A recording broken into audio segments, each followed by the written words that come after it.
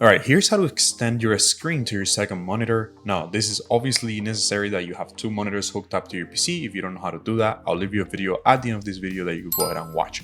But once you've done that, you can go ahead and right click on an empty space in your desktop, and then you're gonna press where it says display settings, or you could also search for it down here on the search bar. Just go ahead and type display settings, and then just go ahead and open it up. Now, once we open the display settings in here, we should see our two monitors here on this little display area here.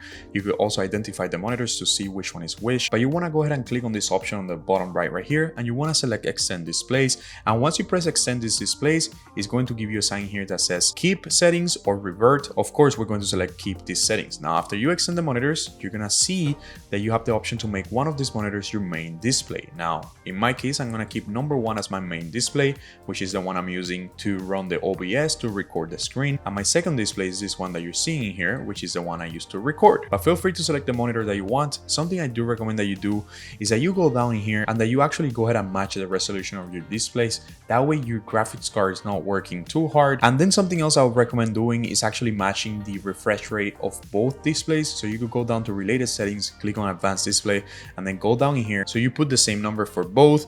Now, if that's not an option for you, it's totally fine not to do so, but I personally like matching my refresh rate so there is not a switch whenever I'm using the other display or whenever I'm watching something on the other display. It doesn't look different. I don't know if you guys get me, but there you guys have it. Of course, you could always change these options back to however you want it. You can move these two around in case the numbers are not right. You can move them around, or you could actually change the cables connected to your computer and the monitors to fix these numbers as well. If this video helped you out, don't forget to subscribe, and I'll see you guys next time.